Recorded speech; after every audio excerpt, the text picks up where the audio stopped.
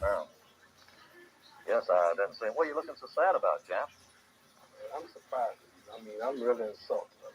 That's not right, what you just said. What do you mean, what I just said? I mean, I'm getting drink of water. I'm late getting home, but I said something about the greatest heavyweight champ, man. I'm a hometown man, and you talking about Joe Louis, man. Joe Louis wouldn't be nothing for me. Joe, I tell you, Joe, do you think you would have stood a chance with me? Well, Clay, one time during my career, I formed a Formula One tour. I would have been a bum compared to you. Well, you know,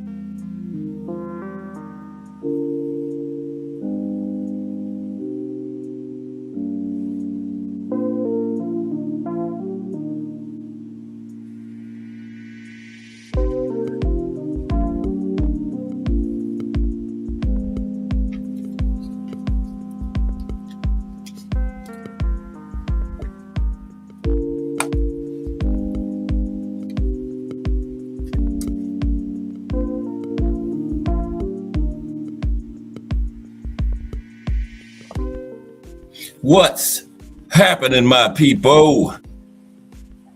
It's Cast Sports again, back for another afternoon with the family. That's right. You know what time it is. If it's Monday through Friday, 2 p.m., it's the Box Historian bringing you all that boxing history. Boxing is the greatest sport of them all. That's why we love it. Can't get enough of it. Miss Cass, Mike Mazik, Mike Rem. Salute to everyone and welcome to another episode of Cast Sports, the Box Historian. Today, the rematch never happened. The rematch never happened. Salute. I got two of my biggest supporters in here early, Mike Mazik and Mike Rem. Salute, gentlemen. Yep, we're going to go back to some rematches today that never happened. Some other things we are going to talk about. When Lennox Lewis had beaten prime Mike Tyson, because when Mike and Lennox fought, that definitely wasn't prime Mike Tyson. That was after the Buster Douglas beat down the prison Mike Tyson. So when Lennox Lewis had beaten the 1988, 87, 88, 89 Mike Tyson, we're going to talk about that. Okay, styles do make fights though, so maybe Lennox still would have been the same type of fight, but we're going to talk about it today. and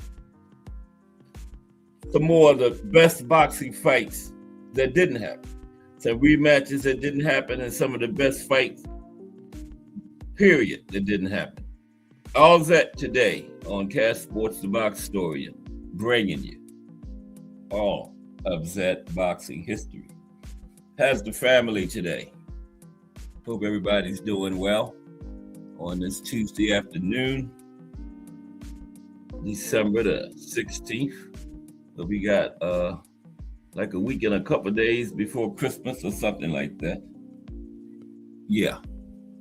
Okay, but first, y'all know what we got to do. We got to have that fight of the day. Yeah, the Jake Paul and Anthony Joshua fight is off, right? But I told y'all yesterday what happened. AJ wouldn't sign that no knockout waiver. And Jake Paul saw what happened to Ngannou, so he knew that was what was coming. Like Mike Tyson signed the no knockout waiver. AJ wouldn't sign it. AJ was going to go in there and try to destroy Jake. So Jake said, nah, I'm not going to be y'all ain't going to be talking about me on social media. Because he saw what happened to Ngannou and he saw that coming. So Jake said, nah, no mas. He said no mas before the fight even started. I would have loved to have seen that, but hey, can't get everything. Yeah, Mike. Exactly. Mike Tyson took the money.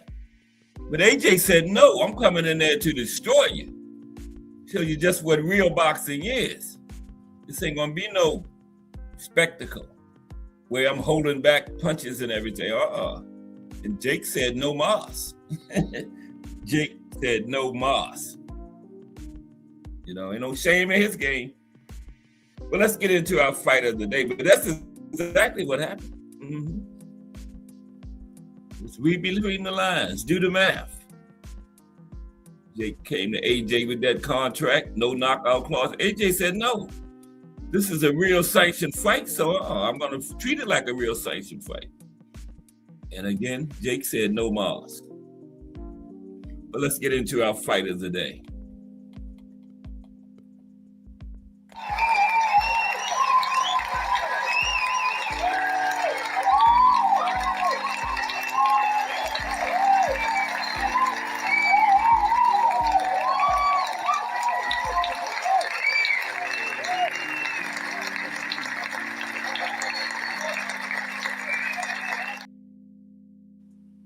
Okay, the fight of the day today is Lennox Lewis versus Evander Holyfield 1.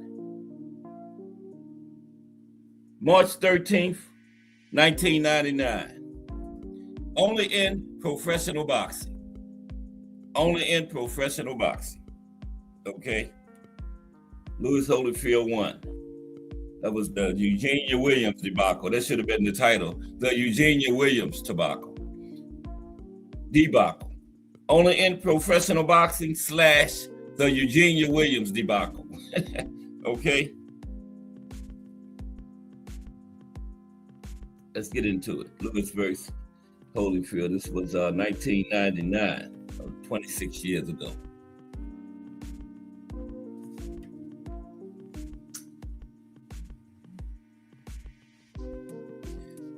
Now, while the fans awaited the reading of the scorecards in the fight between Joan Guzman, and Humberto Soto,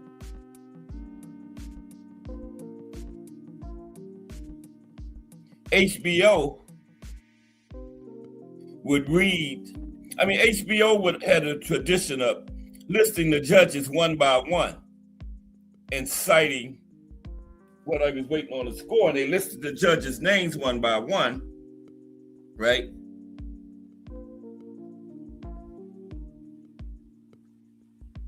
Excuse me for a minute, please.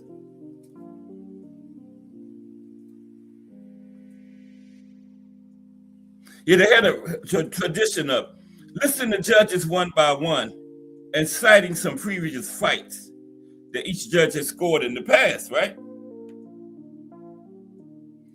And the commentator Bob Papa began listing the judges' names, he came upon the name Eugenia Williams.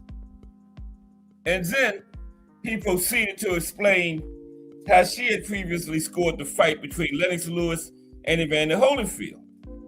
Okay?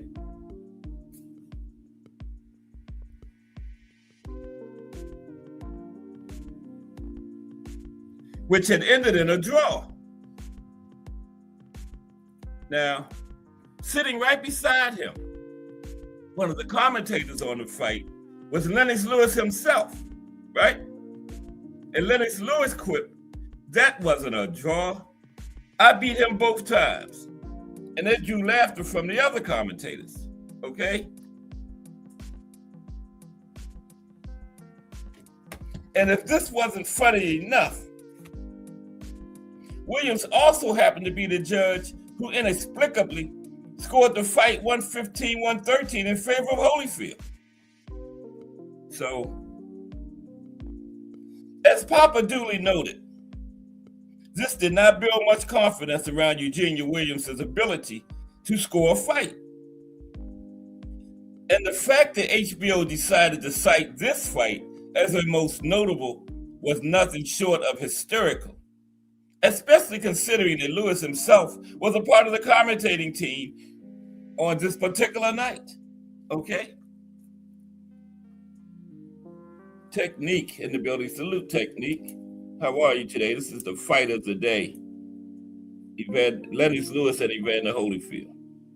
Yeah, and Lennox Lewis was commentating this fight, and they were listing the judges, and one of them happened to be Eugenia Williams, the one that was part of that debacle, that robbery when they called the Lewis Holyfield fight a draw. And Lewis happened to be commentating on the fight, and he said, "That wasn't a draw. I beat Holyfield both times."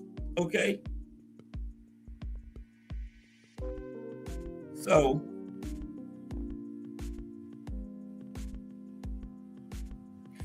fortunately, Williams was on the mark this time. She gave the fight to Guzman 117-111. But you can't help but wonder, what the hell was she thinking scoring that first Lewis Holyfield fight for Holyfield? To most observers, the unification fight between Holyfield and Lewis was a no-brainer. Lewis won the fight and did so convincingly. One judge had the fight ruled a draw. That was bad enough. But Eugenia Williams actually scored the fight in favor of Holyfield. That reeked of corruption. Okay? And I think it was the 6th round. Lewis outlanded Holyfield 45 punches to 11. And Eugenia Williams gave the round to Holyfield. Okay, that's how bad that was.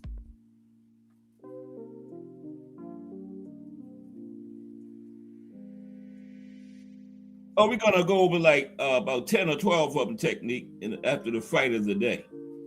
Yeah, we're gonna go over like 10 or 12 rematches, about 12 that never happened in a few moments. Okay, I appreciate your Technique. But then going into this showdown between Holyfield and Lewis, neither fighter had looked especially good in their previous fight. Holyfield looked rather ordinary when he squared off against Von Bean in September 1998. Now, despite dropping Bean in the 10th round, Holyfield did not look as sharp and focused as he had 10 months earlier when he avenged his loss against Michael Moorer to add the IBF belt alongside the WBA belt he already had. And Lennox Lewis looked equally bad in that same month when he defended his WBC title against the very talented but unknown Srđko Mavrovic. Now, most members of the boxing community had assumed Lewis would have no problem against the unheralded Mavrovic, who proved to be a game opponent against Lennox. Okay? So neither fighter had looked good going into that fight, the first fight between the two. And back at this time, the heavyweight division had not had an undisputed heavyweight champion since Riddick Bowe, back around 1992, when Bowe decided to throw his WBC belt into a trash can rather than face Lennox Lewis. And this was after Bo had beaten Holyfield to capture the Undisputed Championship in November 1992. And that's a very long time for boxing's keynote division to have gone without an undisputed king. This was 1999 by this time. So perhaps the two lackluster performances against Bean and Mavrovic were a blessing in disguise, prompting Holyfield and Lewis to finally settle things once and for all and get back to an undisputed champion in the heavyweight division. Okay? So, who was the real heavyweight champion of the world? Evander Holyfield or Lennox Lewis? That question was supposed to be answered on March 13th, 1999. Unfortunately, what was supposed to be a night of clarity ended on a sour note, and fans were no closer to having an undisputed heavyweight champion than they had been before the fight even began. Okay? Ended in a draw, remember? Now, going into this championship matchup, Holyfield uncharacteristically made a bold prediction and stated that he would stop Lennox Lewis in the third round. In fact, this was a defined prophecy, for Holyfield actually even pegged this prediction was by the Almighty God as the source of his prediction. Now, during the first two rounds, they were rather uneventful. Holyfield did not do much and was repeatedly caught at the end of Lennox's telephone pole jab. Now, between the second and third rounds, Holyfield assured his trainer, Don Turner, that they would be out of there shortly, an obvious reference to his defined prophecy. The Holyfield told his trainer after the second round, this is getting ready to end. He said he was saving Lennox for that third round prediction, right? So, the third round did end up being the most entertaining round in an otherwise lackluster encounter, as Holyfield came charging out of the corner like a bull, fully dedicated to stopping Lennox in this round as he had predicted. And Lennox actually looked a little bit shaken in this round, as Holyfield unleashed a series of blistering combinations and even managed to back Lennox into a corner. But when the bell rang to end the third round, Lennox was still on his feet, and he seemed rather relieved and rejuvenated, whereas Holyfield seemed entirely depleted. Yeah, Holyfield went in there and tried to get his prediction and kind of like punched himself out a little in that third round, right? Came out of the round looking depleted. So during the rest of the fight, neither fighter seemed especially passionate about winning the contest, which was bizarre considering the high stakes at hand, going for undisputed, right? Now, Lennox controlled most of the fight by utilizing his jab, which landed frequently. And Lennox's jab mostly prevented Holyfield from working his way inside where he wanted to be at. So Holyfield didn't land any meaningful blows for the rest of the fight. But to be fair, he did occasionally have his moments. And he did manage to land some telling shots. But in the end, he was outworked, out-jabbed, and out-hustled by Lennox. Outworked, out-jabbed, and out-hustled. In the end, this should have been a unanimous decision for Lennox Lewis.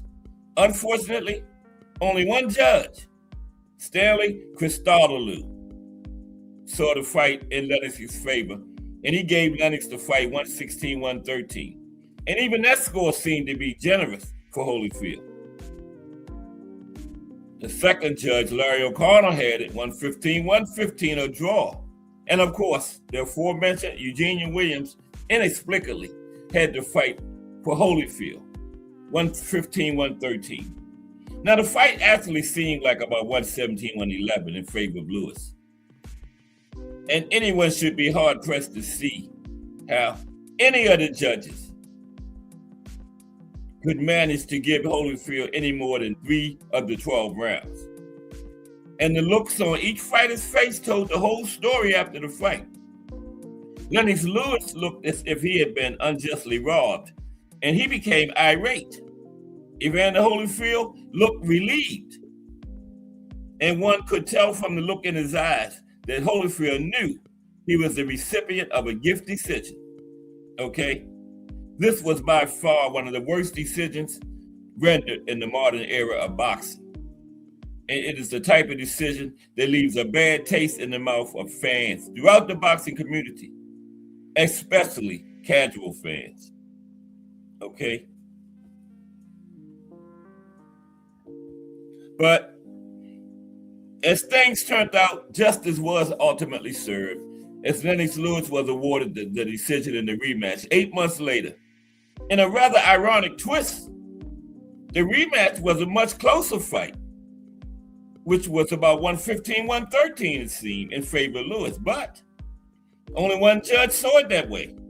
The other two had it 116, 112, 117, 111. Now, perhaps these judges were overcompensating for the fact that Lennox should have been awarded the decision in the first fight. But it is a bit humorous that the scorecard from these two fights would be more indicative of the fights that actually took place if you switch the March scores with the November outcome, and vice versa. Like they judged the fights should have been switched. The scores in the first fight should have been the scores in the second fight, but Lennox won both of them. But only in professional boxing. Yep. This fight of the day, it is your winner, Lennox the Lion Lewis. Okay. So now we're going to look at some rematches that never happened. The rematch never happened. Should have said rematches never happened. Okay. The rematches never happened. Got like 12 of them that we're going to look at. Okay. Of course, that one was Vladimir and Lennox. Yeah, Vladimir had to stop it because of cuts. You can see his face all cut up, and he was bleeding something terrible. But he wanted to go on. But then, no rematch. Lennox retired after the fight. He said he was planning on retiring going into the fight, but he didn't. He never said that. But he retired after the fight. Yeah. Let's look at some of these rematches. The rematches never happened. I think it's 11 of them. Now, it's hard to break down a top 10 list because there have been many fights over the course of history that screamed for a rematch that never took place. Now, the reason for some of these non-rematches have been so senseless that it's the fans that become the real losers. Can you imagine if Arguello Pryor had never had their rematch? Fans would still be screaming to take a loss off Arguello's record because Pryor and his sleazeball trainer, Panama Lewis, cheated their way to victory with the aid of the mystery bottle. But Pryor knew better and gave Arguello the much-deserved rematch after an epic first fight. And Pryor proved he didn't need any extra help or assistance and dominated Arguello by knocking him down 3 times, including a decisive 10th round knockout that saw Arguello stay on the ground for the 10 count. So yeah, just imagine if they would have never had a rematch. Now, while Pryor and Arguello got it right, there's 11 fights and fighters that did not get it right by not signing for a rematch. Okay, so let's look at them. Of course, the first one is Lennox Lewis and Vladimir Klitschko. We never got that one. And their fight took place on June 21st, 2003. Okay, that was the first, but that was the only fight.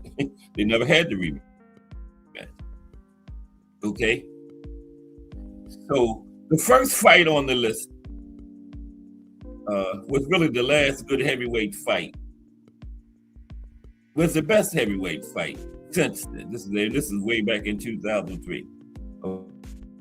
Okay, Okay, it was one of the more exciting fights on the list, and it was not even supposed to happen in the first place. Okay, Lennox Lewis was scheduled to fight Kurt Johnson for the IBO championship belt, but Johnson suffered an injury in training, and that fight was called off. So instead, Lennox fought Klitschko, okay, Vitaly. And Vitaly was the WBC's #1 contender at the time and former WBO champion. Now, Lennox had planned to fight Klitschko in December, but since Klitschko was already on the undercard of the Lewis and Johnson fight, they moved Klitschko up into the main event. And Lennox entered the ring a little overweight as he came in at a career high 256.5 pounds for this fight. Career high for Lennox, 256.5. Wow. Now, Lennox expected a walkthrough, but instead found himself in one of the toughest fights of his career. He was dominated in the early rounds by Vitaly and was wobbled bad in round 2 by 2 solid Klitschko punches. It looked many times in the second round that Klitschko might actually stop Lennox and pull off the upset. Lennox was hurt real bad in that second round, and Klitschko also hurt Lennox in the third round. And he backed him up all night with his left jab. One of Klitschko's jabs cut Lennox on the bridge of his nose. And Vitaly seemed to be landing at will on Lennox. In the third round, however, Lennox opened a cut that poured blood and looked like it would ultimately end Vitaly's dream of winning the title.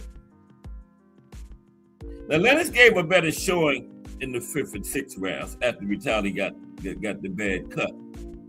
And before the start of round 7, with Vitaly ahead on all 3 ringside scorecards, the ringside doctor advised that the fight should be stopped due to a severe cut above Vitaly's left eye.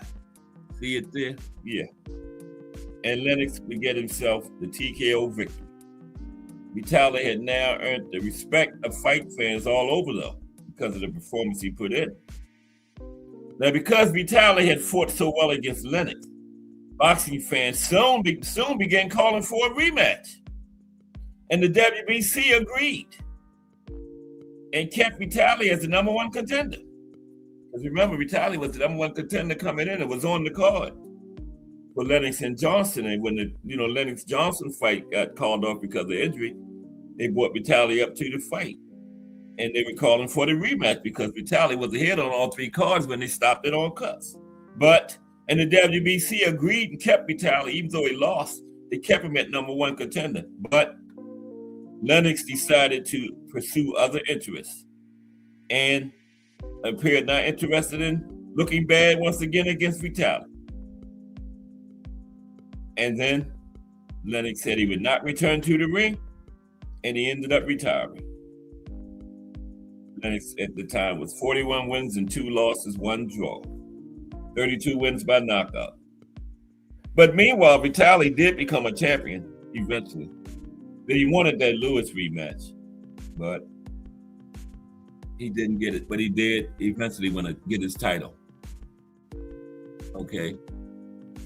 That was a big one that didn't happen right there. Lennox and Vitaly. Okay, the next one is the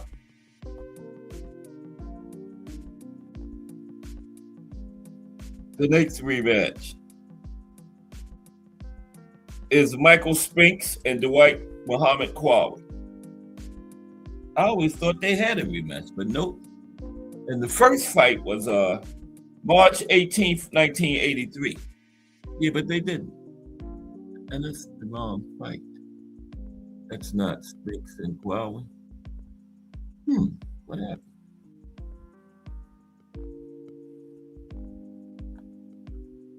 Yeah. This is Lennox and Vitaly again. Yeah, this Spinks and Qawi right there. White Muhammad Qawi, okay. Yeah, March 18th, 1983. It was Holyfield that gave him a rematch, right? No, Holyfield didn't either. Spinks or Holyfield didn't give the White Muhammad Qawi a rematch because they saw how tough that first fight was. Yeah, March 18th, 1983. Now, they called this fight the Brawl for It All, and it was one of the most important fights in history at the time. It was made because it was the unified light heavyweight championship. It was a long-awaited fight for the sport of boxing. Now, Quali had defeated Matthew Saad Muhammad for the WBC world title, and he had defeated some of the top names in boxing to get to this fight. On the other side, Michael Spinks had become a superstar in the boxing world. He began appearing on the covers of boxing magazines, and boxing fans started clamoring for this unification fight with Quali. Yeah, in the 80s, around this time, I think that was probably like the best time for light heavyweights ever. 1980s, and Michael Spinks was at the top of it. So this was a very important fight, this unification. This was for undisputed. It was, I think, just 3 belts at that time, the WBA, WBC, and IBF. I'm not even sure whether the IBF was part of the big ones then. It was about to be. But I know the WBA and WBC, this was undisputed. Now, the fight would not come without some dramatic happenings.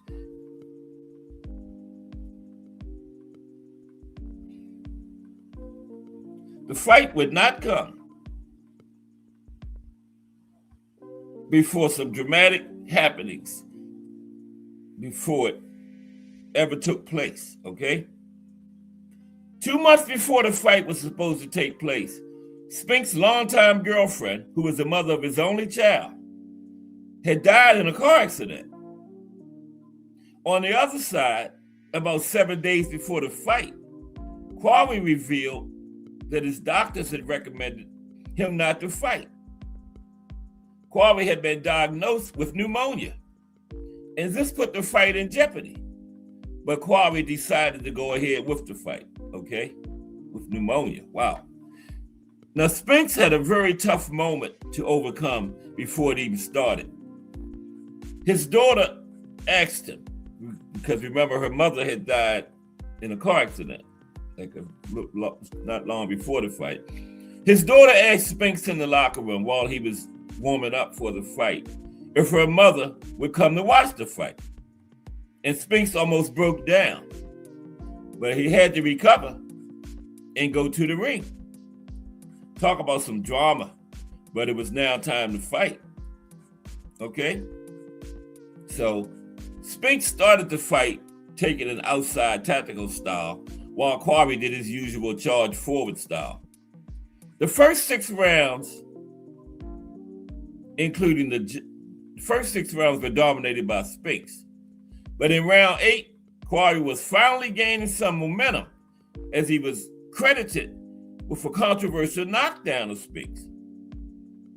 Okay? As Spinks stepped on one of Quali's feet, Quali landed the right to Spinks' chin.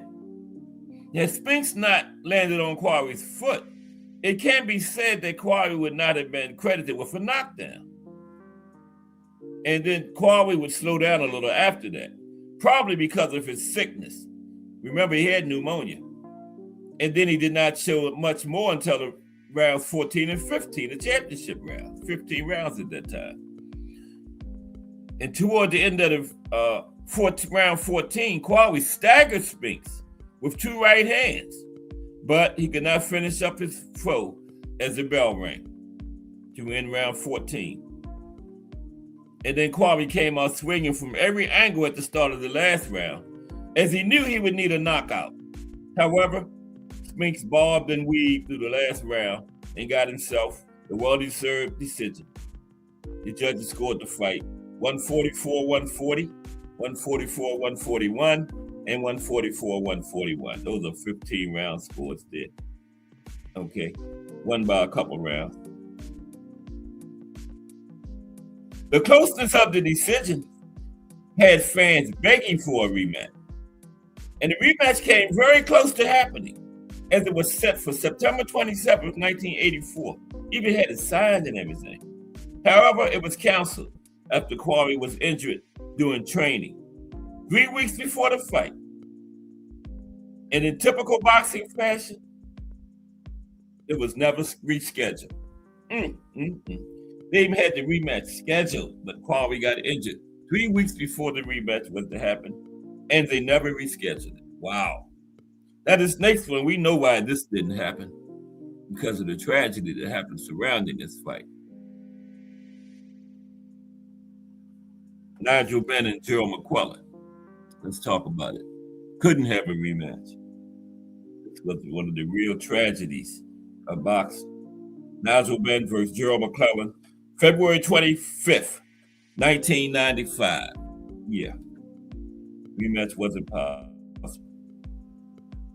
Possibly one of the more gruesome fights in boxing history.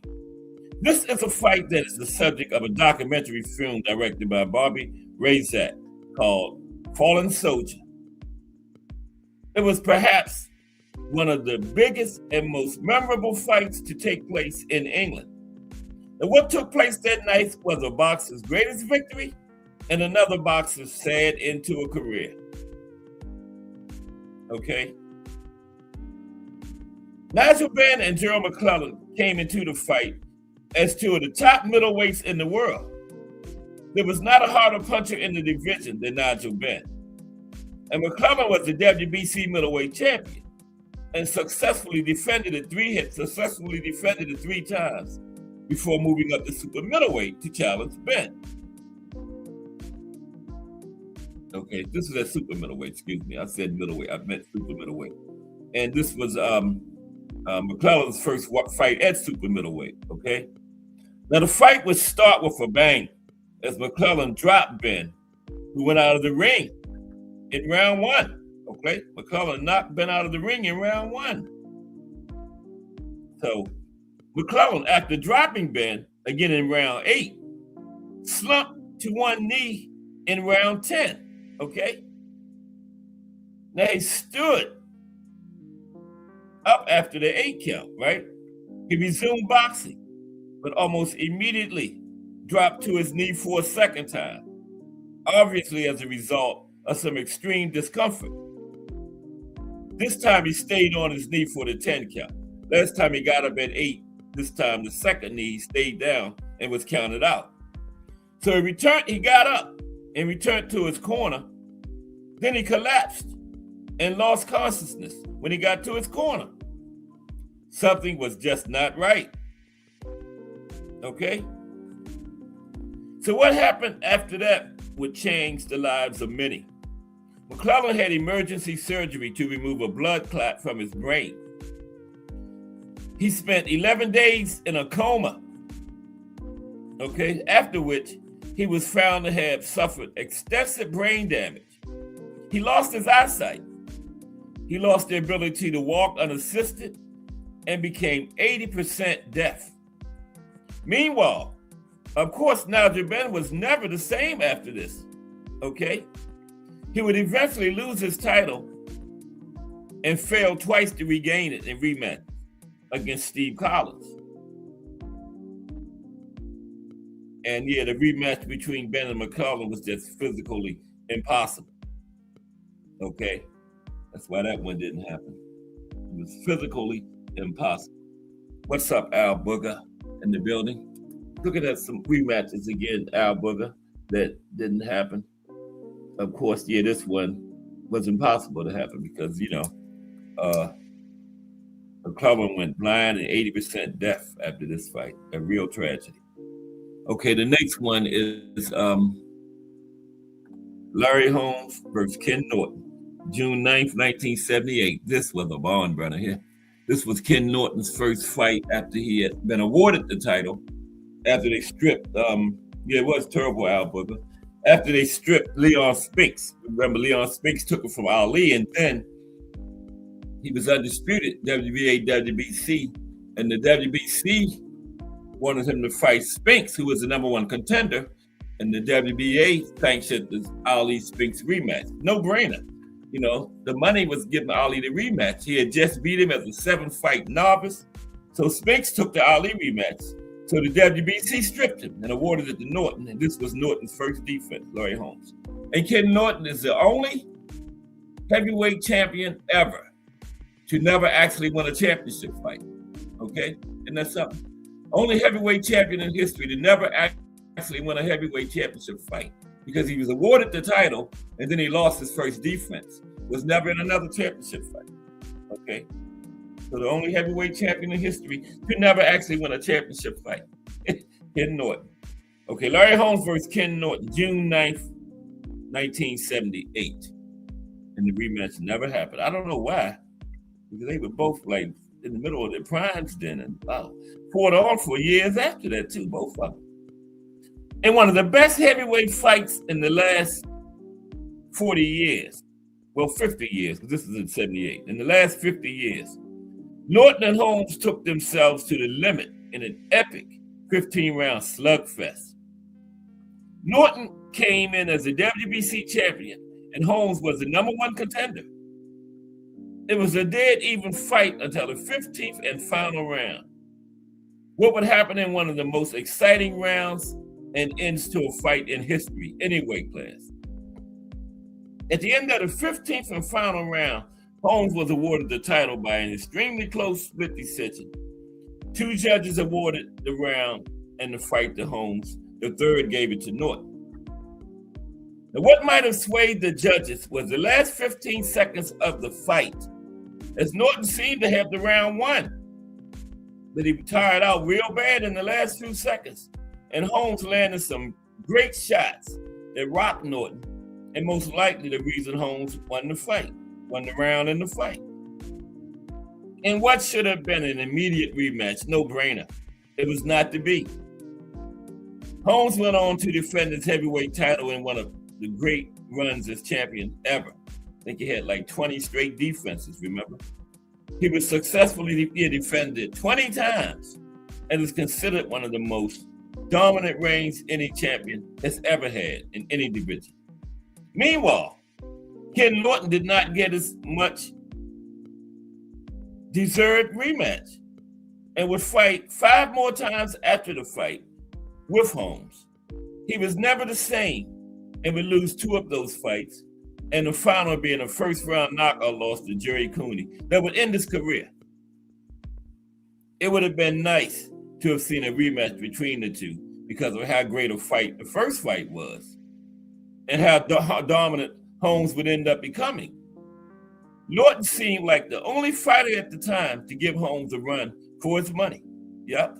Yeah, that was a doozy the way that ended up. Like 13 through 15 was crazy. Holmes Norton had the fight won, dominated 13, and then Holmes came back and dominated round 14, and then Norton, for the most part, dominated 15. They thought they had it won. Then the last 15, 20 seconds, Holmes just took over, and they say that's what did it. Yeah. Yep. Okay, the next one that didn't have a rematch was this one. Marvin Hagler versus Thomas the Hitman Hearns. This fight took place April 15th, 1985. What's up, Thomas Hill in the building? Salute to Thomas Hill. Yeah, we talking about some rematches today, T. Hill. This one ever had a rematch. What would have happened in that? Because we know what happened in the first fight. First round was round of the year. The 3-round fight was fight of the year. And that was the same year Spinks and Holmes, that great fight, 15 rounds. Hector Camacho, Jose Luis Ramirez, great 15-round fight. And this 3-round fight beat out both of them for fight of the year. And both of those were championship fights. This one was 2 but 3 rounds. But yeah, it deserved fight of the year though. Okay. When you think of this fight, you think of this fight.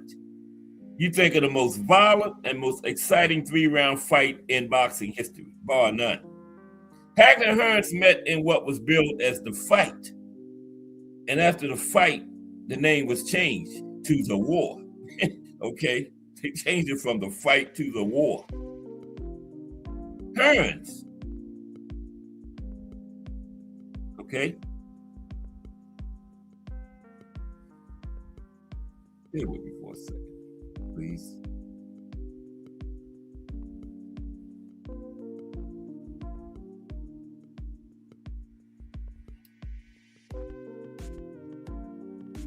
Okay, excuse me for. Let me give me like a minute. Equipment malfunction. But I always got to have plan B in place.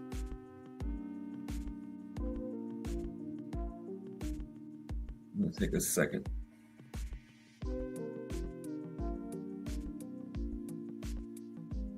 How's everybody? It's Tuesday, right? I get ready to say the hump day. No, it's Tuesday. Beautiful weather. Yesterday it was like single digits. Now it's like damn near 40 outside. So they up there in space doing something. That's what's causing all these changes and everything. That ain't natural. Up there at that space station. And speeded the Earth up. Okay, here we go. Let's get back to it though. Yeah, but it's crazy. You know, single digits one day, the next day almost 40s and 50s. Okay, here we go. I know y'all want to get back to the rematches. I want to get back to them too, but my equipment don't want to. Okay, Hagler and Hearns, right? Let's get back to it.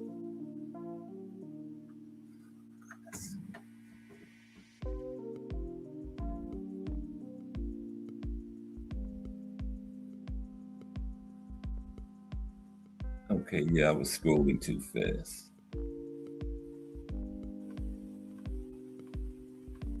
Spinks Quawi. Ben McClellan, Hagler and Hearns is next. No, Holmes and Norton. Here we go. Marvin Hagler's Thomas Hearns, 1985. Yeah, this 3-round fight was fight of the year. Okay, so here we are. Okay. Now Hearns, who was expected to box and take advantage of his superior reach, stood toe-to-toe with Hagler right at the sound of the first bell in round 1. Now, actually, I thought he did try to box, but Hagler did an excellent job of cutting the ring off and forcing Hearns to fight that way. I thought he did come out like the first minute or so and tried to utilize the ring, but Hagler did an excellent job of forcing him to fight his fight. That's the way I saw it. But yeah, Hearns stood toe-to-toe with Hagler right at the beginning because I thought Hagler didn't give him no choice. Like a minute into it, Hearns saw he was going to have to stand toe-to-toe and fight this guy. Now, both men fought at a brutal pace and fought as if it was a street fight. The crowd was just going wild. Give them a standing ovation at the end of the first round. How often does that happen? You know, first round is usually a feel out. The crowd usually quiet. Some people at the concession stand. But this first round got a standing ovation after the first round, right? So that told you what was coming. And Hearns broke his hand in the first round. That was real significant. That was one of his most devastating weapons. That was one of the best right hands in boxing history, pound for pound, right? And Hagler, who was pressing for such an exchange, seemed fine to fight on the inside.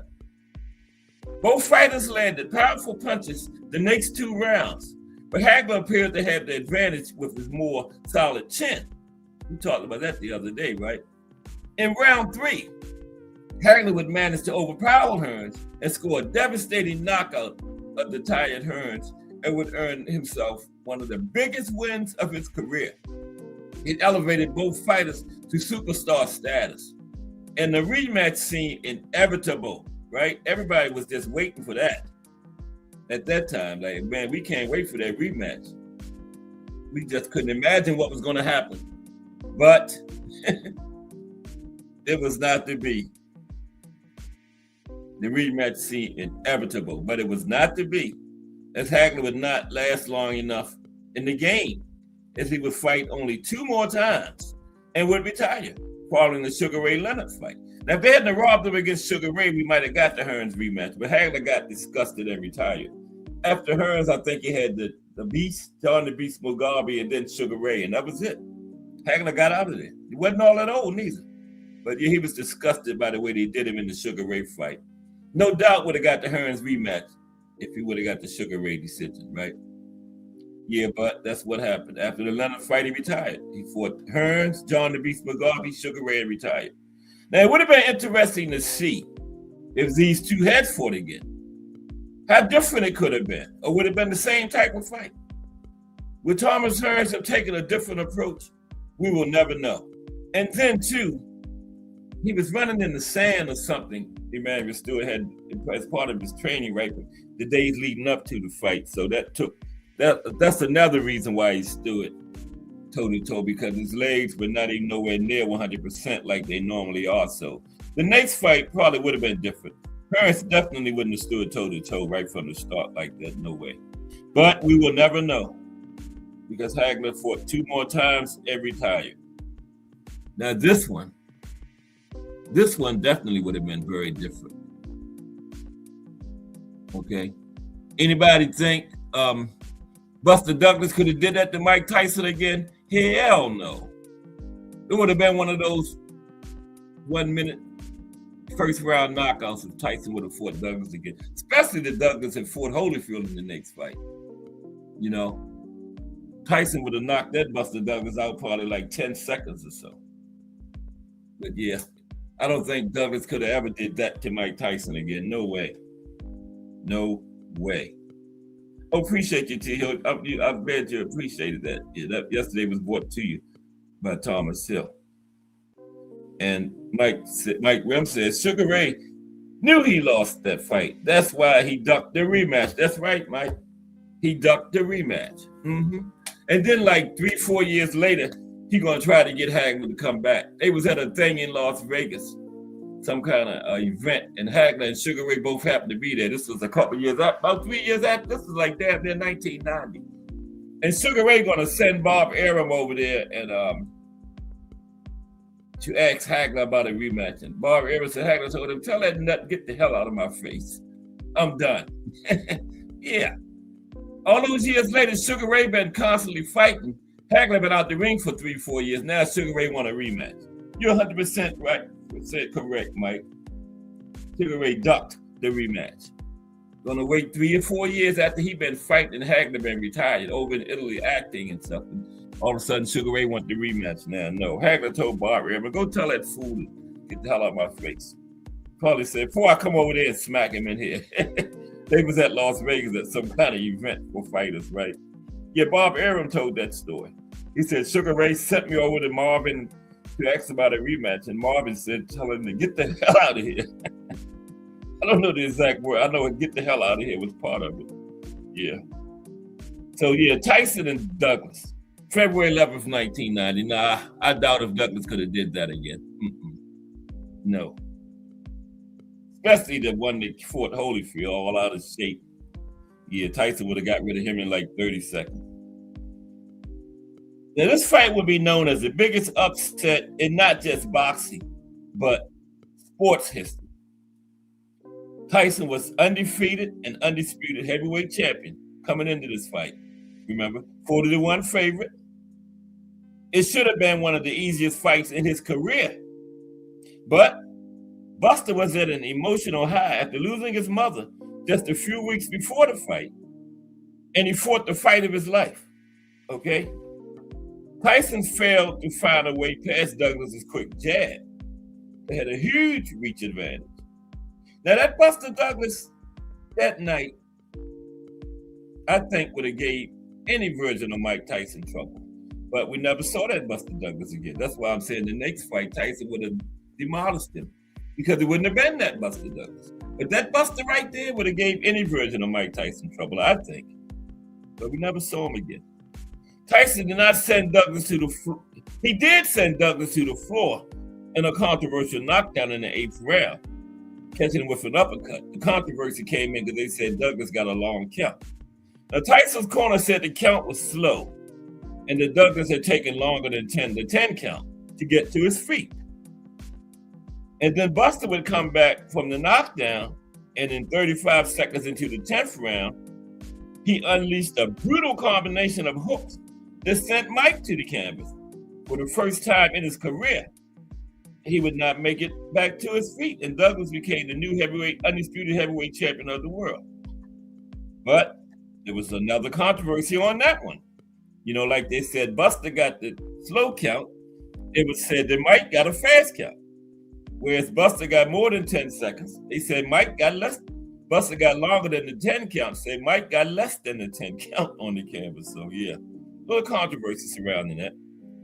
But as we now know, Tyson would never get the redemption he needed over Douglas.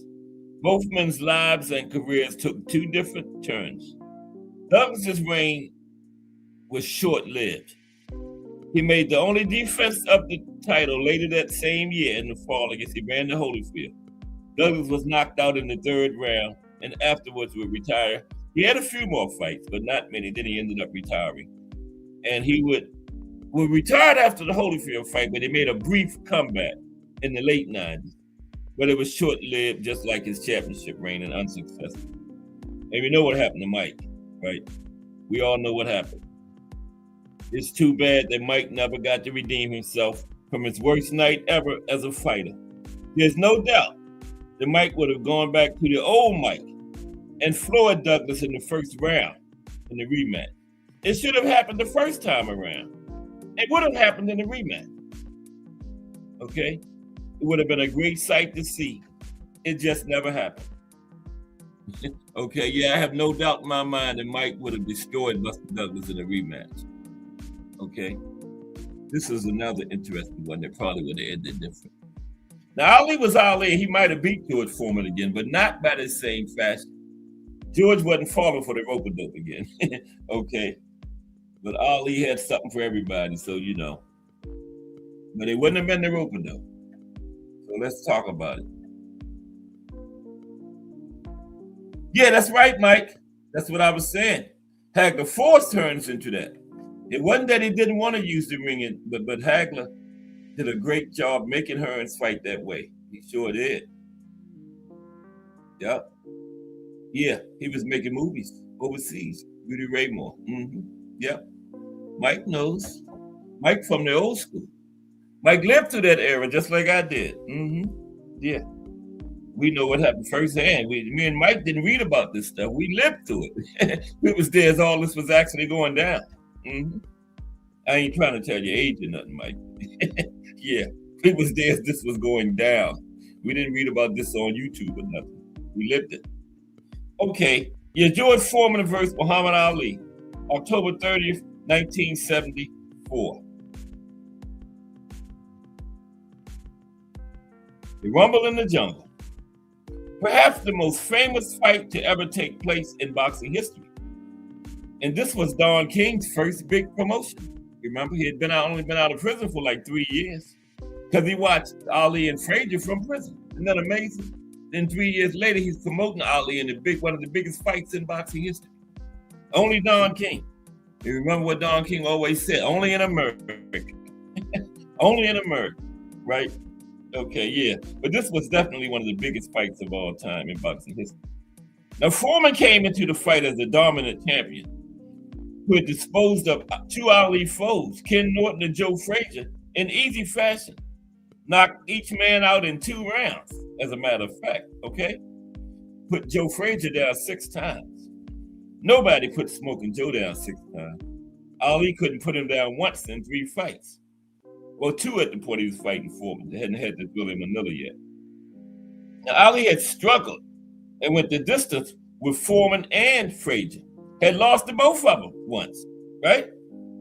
Almost no one gave Ali a chance to win it. I certainly didn't. I was worried for him.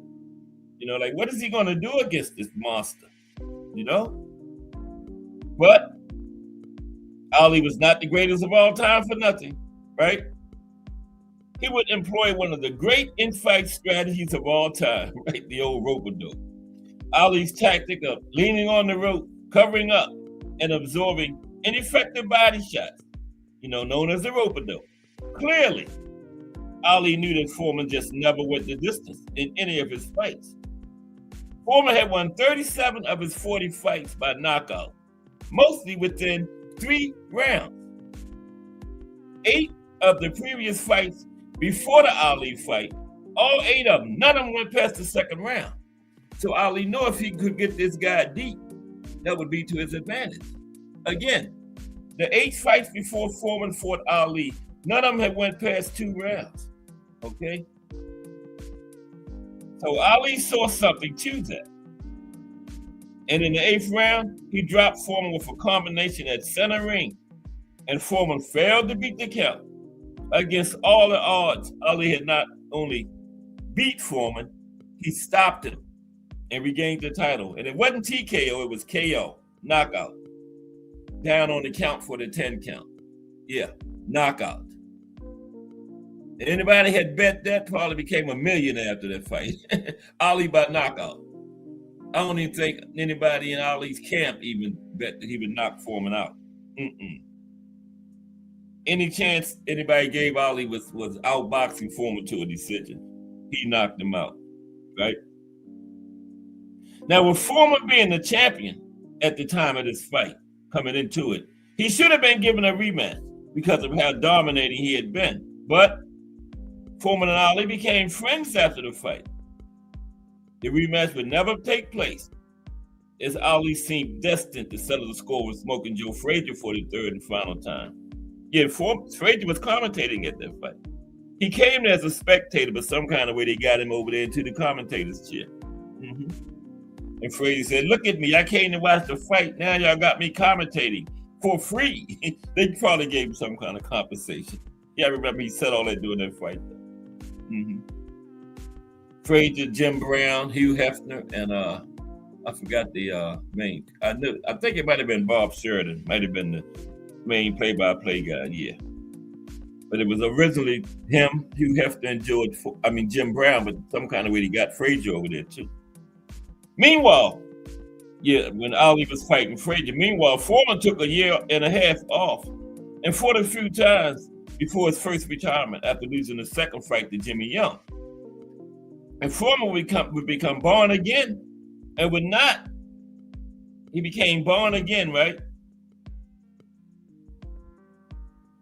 And would not return to the ring for another 10 years. And he had one of the most inspiring comebacks in boxing history. Won the title almost 20 years to the day that he lost it to Ali. And guess what? The man that was in Ali's corner, training Ali, 20 years later when George Foreman won the title, he was in George Foreman's corner training George Foreman, the legendary Angelo Dundee. Yep. Foreman said, if you can't beat him, join him. But the Rumble in the Jungle was one of the great boxing events of our time. Not fight, events. And the way it turned out, it would have been nice to see these two go at it one more time. Ali might have beat him again, but it wouldn't have been in that same way. Your Foreman wasn't falling for the rope and dope again. No way. Couple more. We got Oscar and Tito, Trinidad. Never had that rematch. And Oscar had that fight won, but then he got into the late rounds and wanted to take his feet off the gas. His corner told him to take his foot off the gas. Oscar De La Hoya versus Felix Trinidad, September 8th, 1999. Yep. In one of the biggest events in pay-per-view history, Oscar De La Hoya defended his WBC title against rival and IBF champion Felix Trinidad. At the time, this set the record for a non-heavyweight fight in terms of sales. Now, the way this fight was hyped, you thought it was going to be one of the greatest fights we will ever see. Instead, we got one of the most controversial fights on this list. There was not a whole lot of excitement and brawling in this fight like everybody thought. Oscar seemed to have total control of the fight for the first 9 rounds. He had controlled the outside and was seemingly putting on a boxing clinic, right? Thinking that he had an advantage on points, Oscar's corner urged him to be conservative, a strategy benefiting Trinidad, who became more active in the offensive, connecting several solid combinations. Now, both guys continued this system in the 12th round, with Oscar trying to slow down the offense while displaying signs of exhaustion, as Trinidad continued to hurt him. right? And took control of the fight in the championship rounds. Now, after the bell sounded, Oscar celebrated like he was sure he had won the fight, right? But that is when the controversy comes in. The scorecards had Trinidad slightly ahead, even though Trinidad threw only 20 punches more than Oscar in round 12.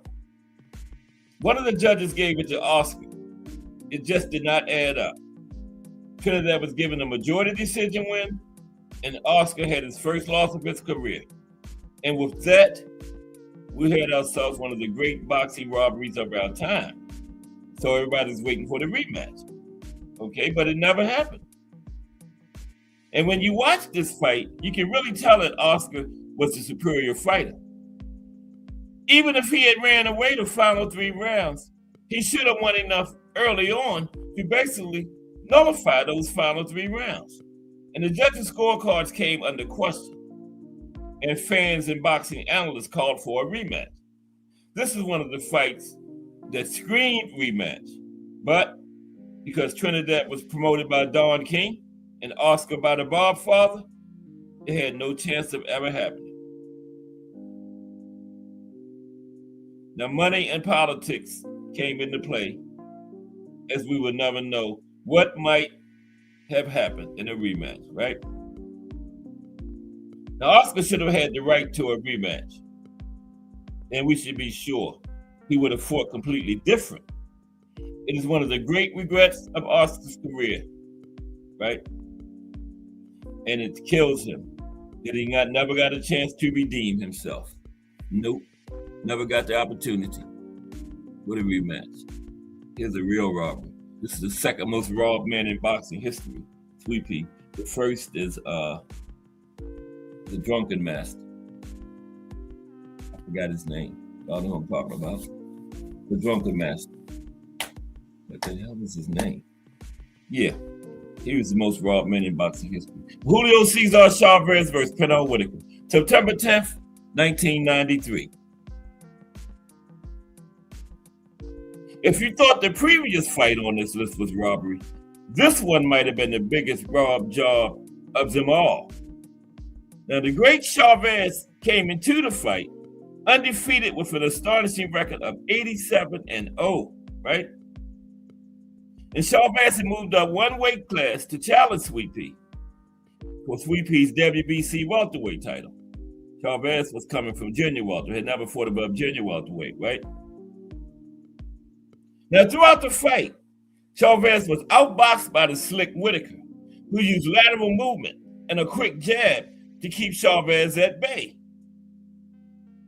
It was quite shocking to see the great Chavez being schooled like a child, as Sweet Pea used his awesome boxing skills to totally frustrate Chavez, similar to what Meldrew Taylor had done.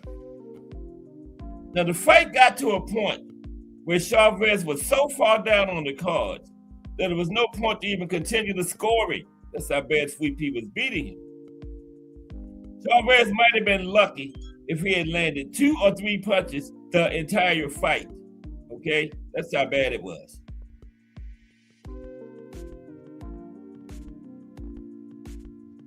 He was lucky if he had landed 2 or 3 punches the entire fight.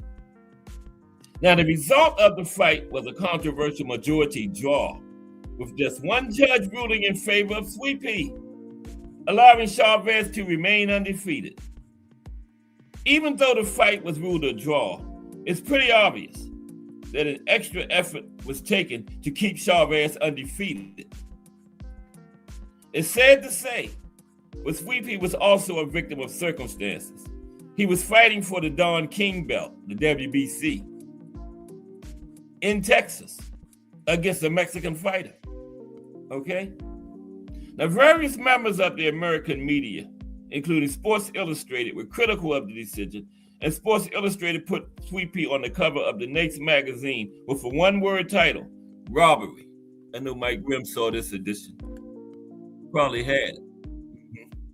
Yeah, that was Sports Illustrated. Next week, used to come out weekly. That was the next issue. That was the cover of it. Yep. One-word title, robbed. Of course, there was no rematch, and Sweepy had to live with being involved in one of the biggest robberies in boxing history for the rest of his life. Now, of course, Don King was not going to allow for Chavez to go through that fight again, and he wanted Chavez to have no part of Sweepy. Sweepy deserved to win, and in the least, he deserved a rematch. But of course, it is boxing and promoters who don't like to give robbed fighters rematches. It's a crying shame. And finally, the final one is the one we was talking about a little while ago. Hagler and Sugar Ray Leonard. Hagler and Leonard. April 7th, 1987, Hagler's final fight. Hagler got out of the game and never came back. Yep, he was so disgusted over what they did to. Oh, listen, we got one more after this. One more rematch that didn't happen. But yeah, Hagler got out of the game and never came back after this. You can't blame him for the way they did it. It was terrible.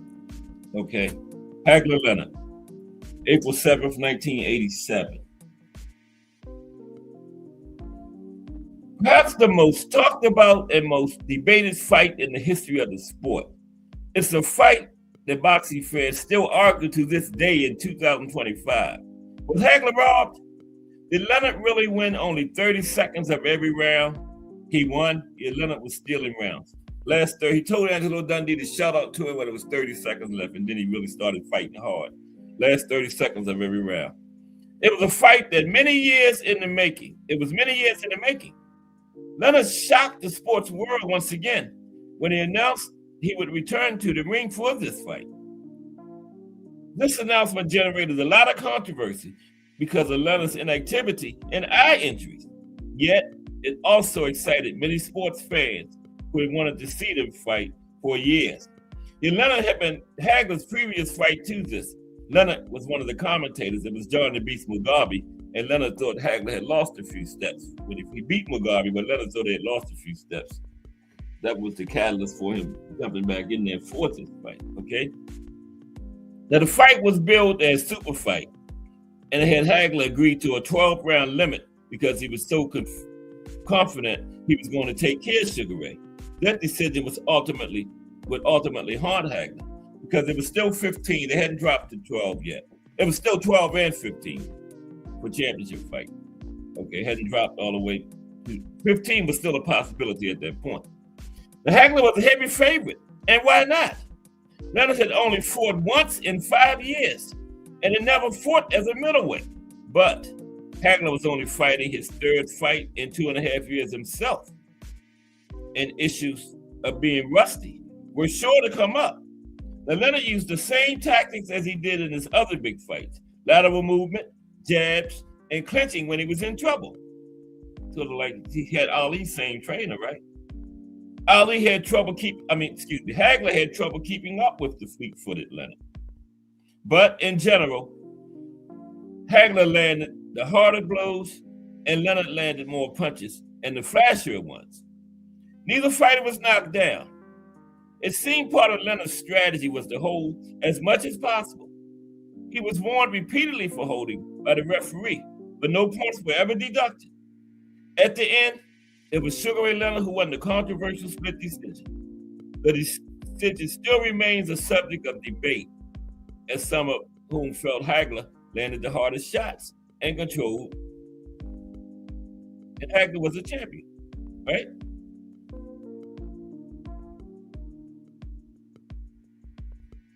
Yeah, it seemed Hagler landed the hardest shots and controlled the pace of the fight from the 4th round on, but it was Leonard's plan to steal rounds with a few flashy and carefully timed flurries at the end of rounds. What he didn't have for power was made up for in hand speed. Even if Sugar Ray was not hurting Hagler, he was being more active, and that was what the judges liked to see. Final punch stats show that Ray landed 306 punches, while Marvelous landed 291. It was that close a fight. Over 12 rounds, only 15 punch differential. 12 rounds. It was that close of a fight. A rematch was something that should have come came considering how close it really was. But Hagler thought his decision loss to Leonard was unjust and would leave boxing, saying he was tired of the backroom politics of the sport. But he did wait around for a rematch. He waited like over a year. And remember what happened right after the fight? Leonard retired, okay? And then Hagler waited like over a year, and like a month after Hagler finally gave up retired, Leonard came back. Textbook definition of a duck. Hagler was as bitter as anyone could be and had many writers and fans argue his point. But Marvelous seemed to have enough of it and walked away, a rich man, as he took home $37 million from the Sugar Ray fight alone. He should have had the rematch with Leonard, but he really didn't need to, okay? Hagler is possibly the greatest middleweight ever, and it's a shame he ended his career because of what looked like it might have been a popularity contest. It's shame, but that's boxing, okay? And the final rematch we didn't get is okay.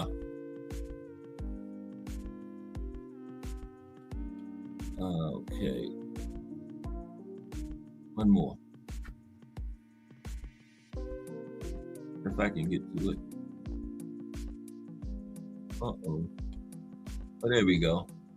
It's James Lights Out Tony and Roy Jones Jr. James Lights Out Tony and Roy Jones.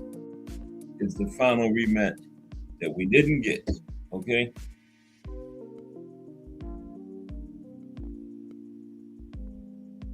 All right. One moment, please. James Lights Out Tony and Roy Jones Jr. That should have been a rematch too, but we didn't get it. Just like the other 10 on this list. Didn't happen for whatever reason. Some of them were ducks, like Sugar Ray won. Some of them were politics, like Don King didn't want to put Julio Cesar Chavez back in there with Sweepy because he saw what happened the first time. And they was trying to market that right? That Chavez had. Okay. I know I had Tony and Roy Jones set in here. I can't find it. One more time before we move on to the next subject.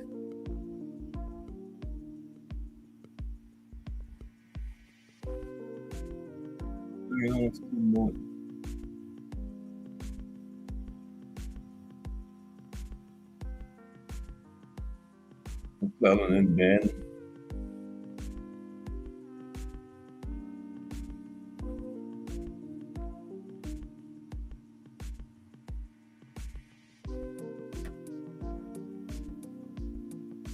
Kingston Quawi. I'm going the wrong way.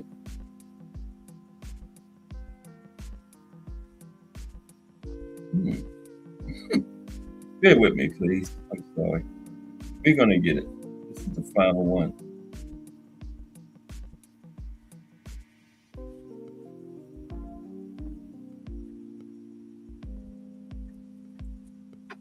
Okay, let's see. Start at the top. I know I had it. I wouldn't have the picture on there.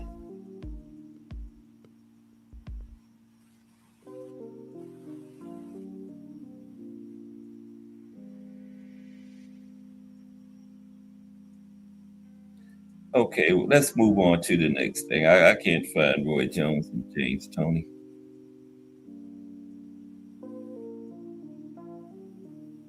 That's crazy.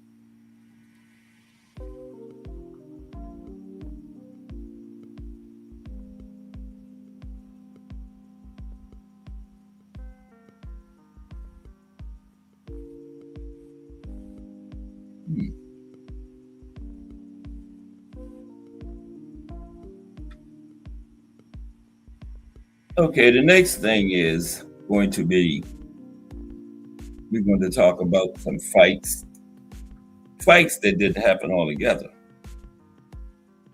Okay.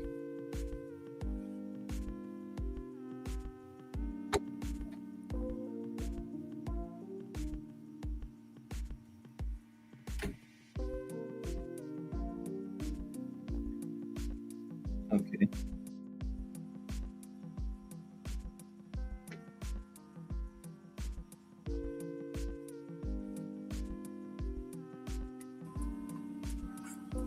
God, excuse me for a minute, man. This is crazy.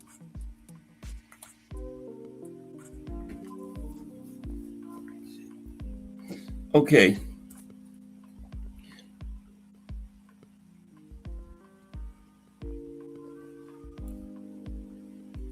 Okay, what is the best fight in history that we don't have any footage of? Okay. That was between Mickey Walker and Harry Greb.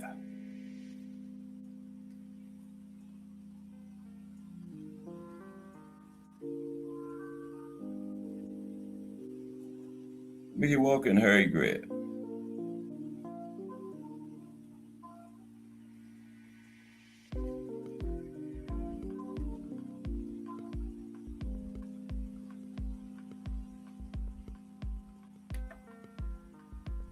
Okay.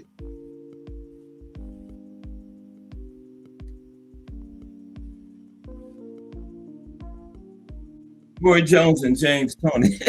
There it is. Okay. Rematch that didn't happen. Roy Jones versus James Toney. Jones, then unbeaten and unbeatable.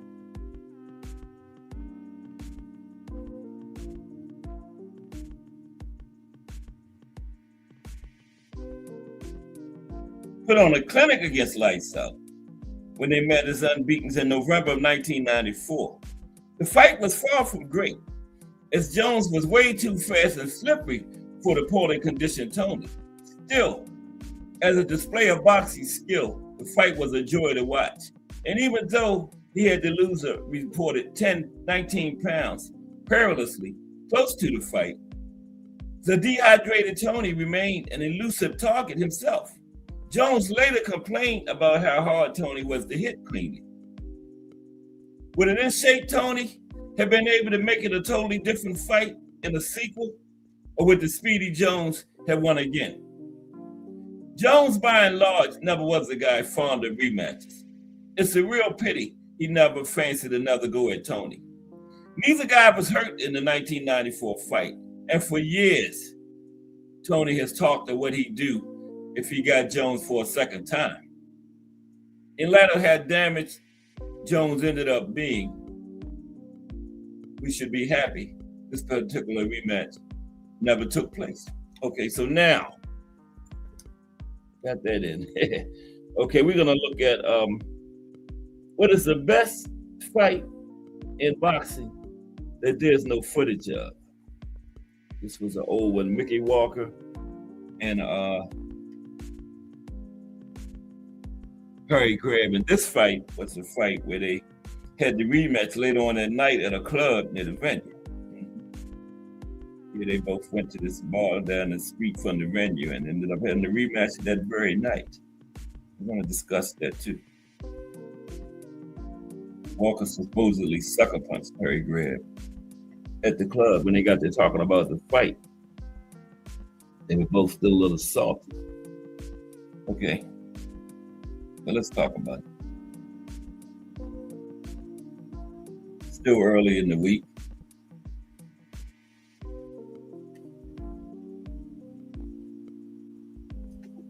This big week of boxing history. There's Kong. What's happening, Kong? How are you today? John L. Sullivan versus Jake Kilrain. Yeah, that was the 75 pound one, wasn't it? Kong. Yeah, Kong going way back. Wow. Yeah. Yeah, Mitch Green and Mike Tyson. They did have two fights. One of them was out in the street, remember, Kong? Remember Mike beat Mitch up? I don't know if it was before the fight or after the fight, remember, but they got into a fight out in the street.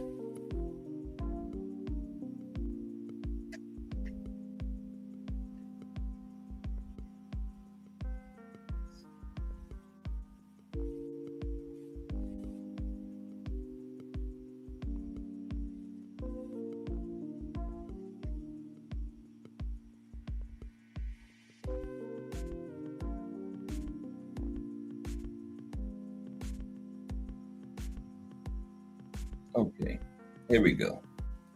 Yeah, I'm going back a ways on this one too. Mickey Walker and Harry Greb. And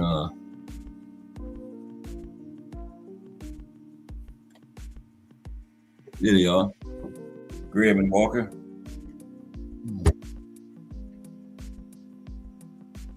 Why today? Gee, it's not working out for me right now.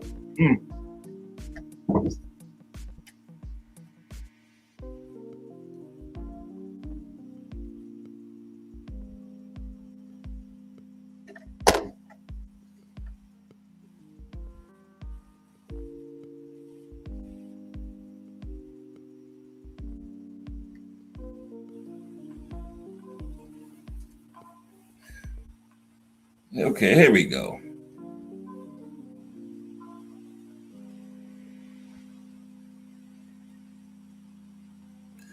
Okay.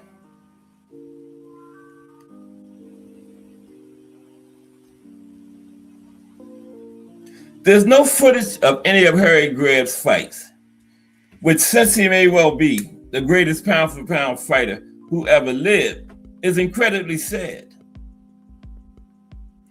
If we had to choose one fight to watch of all those with no footage, it would be the historic battle between Mickey Walker and Harry Greb. Both Harry Greb and Mickey Walker are in the Hall of Fame, as well they should be. The incredible fight between them is one pillar of both men's resume. That fight between the second undisputed middleweight champion and the second undisputed welterweight champion for the middleweight crown is one of the great classes in history between two generationally great fighters. Greb was the middleweight, second middleweight undisputed, and Walker was the first welterweight. It is a crying shame we have no footage of it.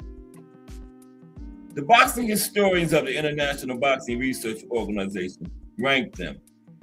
Harry Greb is number 1 of all time at middleweight, number 3 of all time pound for pound, and number 9 of all time at light heavyweight. Mickey Walker is number 5 of all time at middleweight, number 8 of all time at welterweight, and number 1 of all time pound for pound. So let's talk about the fight between them, for starters. Greb was slightly the bigger man, okay? Because he did most of his work at middleweight, Walker at welterweight. Greb came in the slightly bigger man, okay? Undisputed middleweight champion Harry Greb for this fight with Walker was 5 foot 8 inches tall, weighed in at 159 pounds, had a 71-inch reach. This fight was at middleweight. Greb was in his best weight class, a natural middleweight, okay? The undisputed welterweight champion, Mickey Walker, came in. 5 foot 7 inches tall, 152 pounds. He had a 67-inch reach. Walker was in his second best weight class, as he was a natural welterweight. And styles make fights, right? Styles make fights.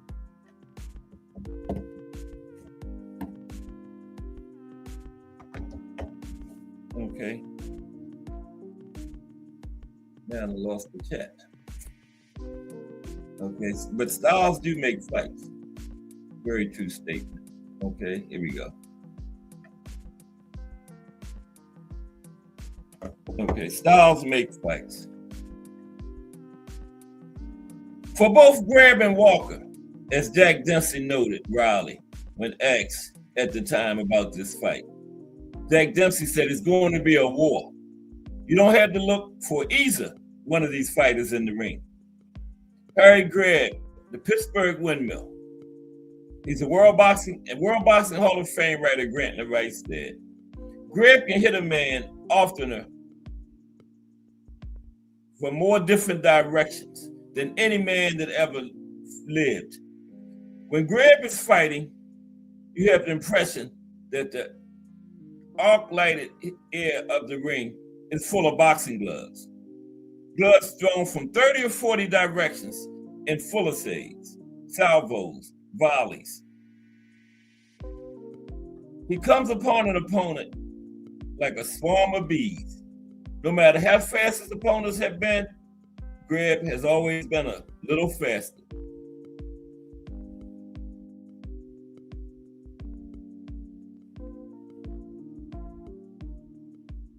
Now Greb's style, unbelievable hand and foot speed, unbelievable energy, never tired.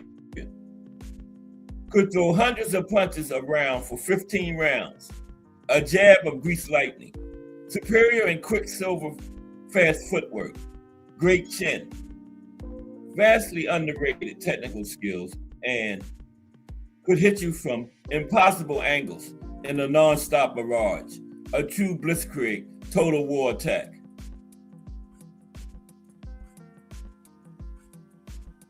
Mickey Walker, the toy bulldog.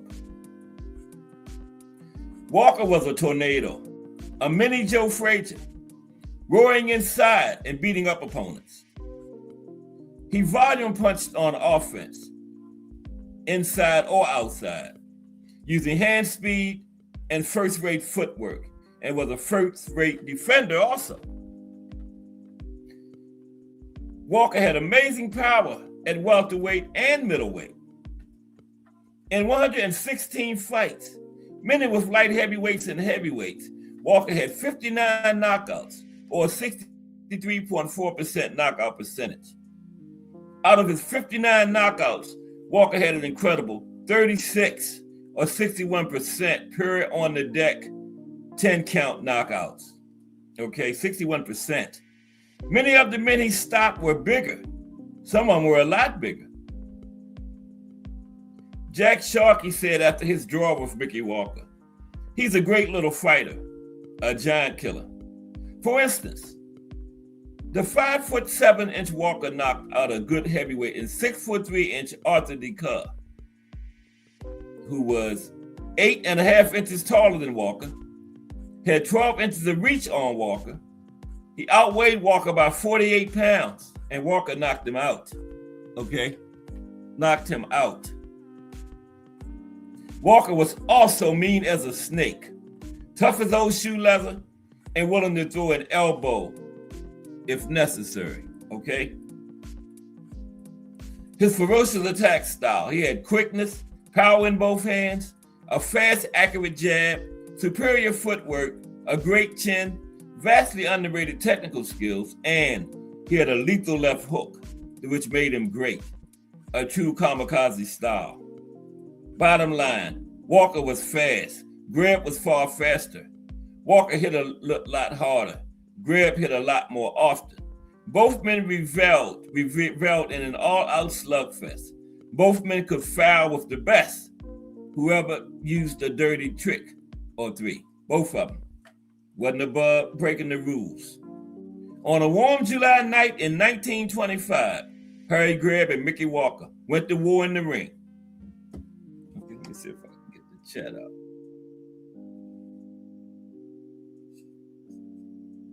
Excuse me for a minute. It says no signal.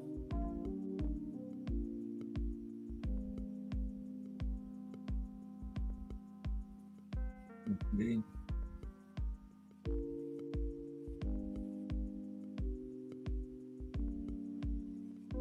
All right. That's all I gotta do. There we go. I got it. Punk says afterwards before the Bruno fight in 1988-89, Harry Greb and Gene Tunney. Okay. Yeah, okay, so on a warm July night in 1925, Harry Greb and Mickey Walker went to war in the ring. On July 2nd, 1925, the second battle between reigning undisputed champions in the modern era took place at the Polo Grounds in New York City before a crowd estimated at 60 to 65,000 people. Reigning undisputed welterweight champion Mickey Walker made his first stab at the middleweight crown against the reigning undisputed middleweight champion, the great Harry Greb. What followed was reportedly one of the great fights of boxing history. Both men highly aggressive attack styles made for one of the greatest middleweight title fights ever.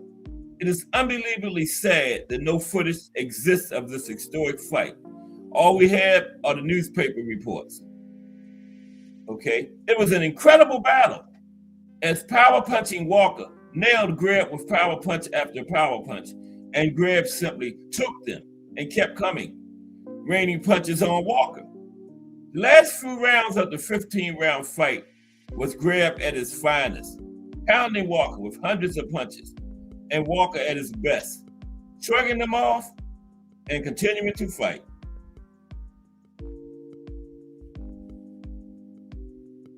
It is one of boxing's enduring mysteries, and probably the greatest tribute to its greatness, that Greb managed to win against a ferocious puncher like Walker while being completely blind in one eye. In a truly amazing twist, neither man made more than a small amount for expenses. They fought for relative pennies to benefit the Italian hospital fund, and almost the entire gate of $375,000 went to charity. Suppose street fight after the battle in the ring, okay? Now, according to some stories, but never confirmed by independent witnesses, the two men, not content with one war in the ring, had another fight in the streets of New York that night after running into each other at a bar and arguing bitterly over the decision of the fight, which went to Greb. It must again be said this story is based on Walker's claims, with Greb never speaking about it at all. So Walker told his version of the story. Greb never mentioned it.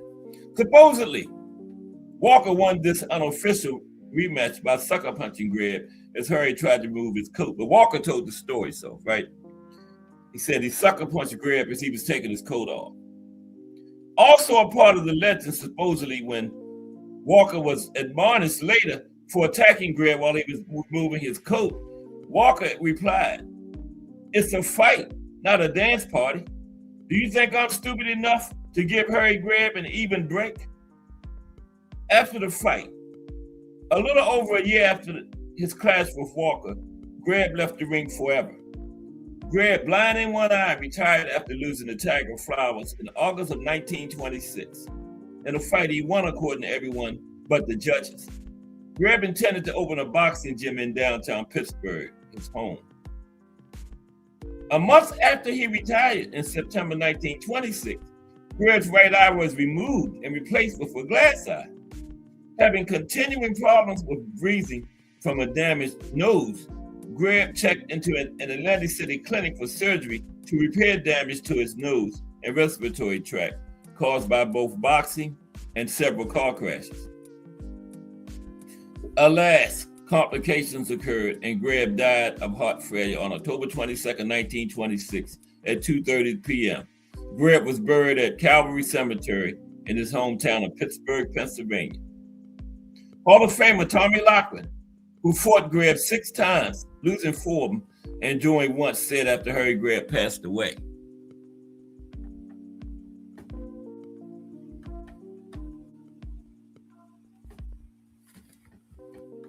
okay, "I can't believe he's gone. I see him in my nightmares, throwing hundreds of punches at me, beating the hell out of me, and grinning the whole time he's doing it." Gene Tunney noticed sadly after his old foe's death. Gene Tunney fought him 5 times. "They say Harry Greb died when his heart failed, but I say no man living on this earth could ever question the fighting heart of Harry Greb." Now for the toy bulldog, Mickey Walker, he would win the middleweight crown a month after Greb died and hold it for 3 years. Walker would go on to fight at light heavyweight and was even ranked at heavyweight, the only former undisputed welterweight champion to be so ranked in the modern sanctioning era. Incredibly, Walker had a draw at heavyweight with the #1 contender, Jack Sharkey, who 2 fights later would go on to become undisputed heavyweight champion. 9 years after Greb died, Walker retired. A golfer and a painter for a time, he went on to live a long life, but alas, as with so many, his ending was sad. In 1974, The 73-year-old Mickey Walker was found by police lying semi-conscious on a street in Freehold, New Jersey. The police took Walker to a hospital where he was admitted with doctors diagnosing him as just another alcoholic bum passed out on the streets. However, tests showed Walker was suffering from Parkinson's syndrome and was severely anemic. And he was suffering from another thing too that I can't pronounce. He was seriously anemic. He was admitted to Marlborough Psychiatric Hospital for treatment. He died on April 22nd, 1981 at Freehold Area Hospital after living in nursing facilities for the last 7 years of his life. Mickey Walker.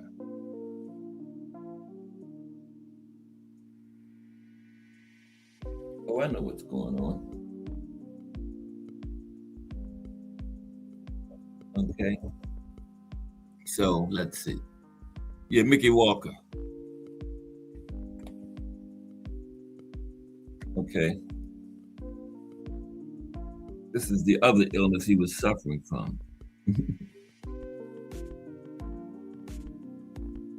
ARTER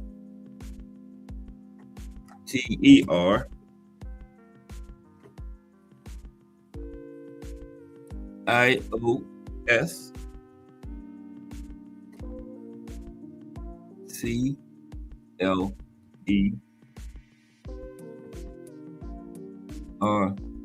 CLEROS. Oh, goodness.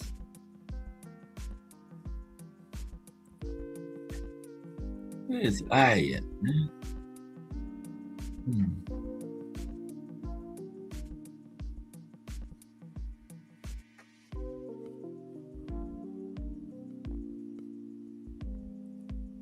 IS. Okay, there it is. Right there. He was suffering from Parkinson's disease and that. Arteriosclerosis. Something like that. Okay. Why the internet ain't working? Okay, let's finish this up. Oh, there we go. Okay. I'm back. Yeah. He was suffering from Parkinson's disease and that. Arteriosclerosis, right? Arteriosclerosis. Yeah. Yeah, he lived in a nursing home for the last 7 years of his life, though. Okay. The toy bulldog did. Walker, however, never lost his love of boxing and said after retirement, "I was born dead with a black eye, but even then, I must have been too stubborn to quit. I was born to fight." For all that he did, though, that night at the Polo Grounds remains his most famous fight. Of all the great fights not on film, it is the one that most people would like to see, the fight with Greg. True fights prove who the best fighter in the world, pound for pound, is. But as legendary boxing writer Damon Runyon said of Walker versus Greg, this fight proved on that night who the best scrapper in the world was, and his name was the Pittsburgh Windmill, Harry Greb. All right. Okay, who came in? Kong. Okay, yeah, that arteriosclerosis. Ain't that it? Okay, yeah. So now let's do this real quick. Let's look at some fights. We either got would Lennox Lewis have beaten Mike Tyson in his prime, or some great boxing fights that didn't happen. Okay, let's look at some of them. Some of the great boxing fights that didn't happen. I just had that up. Okay, in these last 15 minutes. Jeez, it's still early. I think tomorrow we're going to look at the history of boxing on TV and radio. Okay, tomorrow. The history of boxing on TV and radio. Tomorrow. I was feeling a nice little thing on that last night. I was going to do that today, but I didn't have time to get it in. But I'll have it. But y'all know every time I say I'm going to do something the next day, I come the next day with something totally different. So I'm not even going to say that. But we're going to try to have the history of boxing on TV and radio tomorrow. try. But T. Hill was satisfied with the making a fight yesterday. So I kind of messed up at the end. I got out of order a little bit, but yeah, I think it turned out okay. Hope a few people learned something. I certainly did. Learned something about making a fight. But yeah, I didn't know the commission had that much. The commission's just got just as much say in it as the promoter. You know, everything got to run and through them. And like I always say, boxing is the only sport like that where it depending on what state or what country you're fighting, and the rules different. Even down to the type of tape you can tape your fighter's hands wraps with, or how much hand wrap you can put, how much tape you can put on the hand wrap. That varies from state to state. Any other sport it would be the same everywhere. You know what I mean? But boxing, but we love it, right? Can't get enough of it. This great sport called boxing. Okay, some of the great fights that didn't happen before we get up out of here. Okay, we got Just Do Boxing coming on next. That balanced, unbiased boxing talk. Everybody gets to just do it, Just Do Boxing. Get us Harry Graham and Mickey Walker again there. Some of the great fights that didn't happen. That one didn't. Wait a minute, that's Bo and Tyson. This one didn't. Bo and Lewis both threw the thing in the trash, remember, to go. So many great fights, like Bo and Lewis. We're not even going to talk about that one. Now, the 90s era of middle and super middleweights had a few great fights, but a lot more that should have happened. Like Gerald McClellan and Roy Jones Jr. didn't happen. This one might have happened if Gerald had beaten Ben. And of course, their brilliant but tragic fight ended Gerald's career. Yeah, that's why a lot of McClellan fights, he probably would have fought Roy, but you know what happened in that tragedy fight, so yeah. But Roy Jones against Nigel Benn never happened. That would have been a good one. This should have happened after the McClellan fight, but somehow it didn't work out. They say Nigel Benn was never the same after the McClellan tragedy, too. Probably lucky for Ben. At that time, Roy Jones was always a better boxer, and he was on his game at that time. And he would have been a big favorite. But Nigel's fighting spirit meant you could never count him out. But after the McClellan fight, Ben never had the same intensity and would have been easy pickings for Roy. That's understandable after what happened, the tragedy that happened in that McClellan fight. He had permanent brain damage, went blind, 80% deaf. So yeah. But yeah, that never happened. And Roy was a fighter of the decade for the 90s, remember? Another Roy. Roy Jones versus Chris Eubank never happened, remember? Again, Roy would be a massive favorite. Eubank had an iron chin and underrated one-shot power. Plus, some unusual angles. 99 times out of 100, Roy would be expected to cruise to a wide points win. But if Eubank catches him, then that's that one time. Who knows what would happen? Then we never got James Lights Out Tony against Ben or Eubank. Remember, Tony said he would fight both of them and their mother on the same night. Remember Lights Out told him that? Lights Out said, I'll fight Nigel Benn, Chris Eubank, or their mother on the same night. But again, Lights Out would be the big favorite in both fights. But with so many fighters running around with belts around it, now that's when the nonsense started with these belts, right? It would have been nice to see them settle it in the ring. B-Hop versus Tony. Didn't they fight? No, they didn't.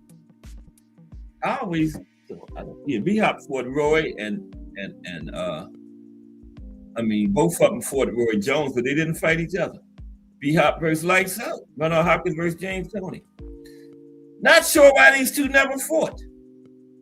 Both were clever boxers, so the fight might not have been exciting, but the press conferences, the trash talk would have been epic. Remember the Lights Out and B-Hop? I guess Lights Out might have ate his way out of this fight.